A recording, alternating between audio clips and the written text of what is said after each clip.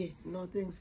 What I can say, the statistics of the last quarter of the financial year, it gives hope, even though we are still not yet there, because when you look at the number of our murders, they are reducing, but still 216 murders for a quarter is just too much.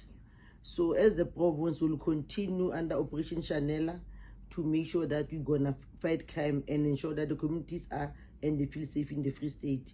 For the case of Kamohelo, we are very much confident as the management of the Free State to say that we are going to find Kamohelo.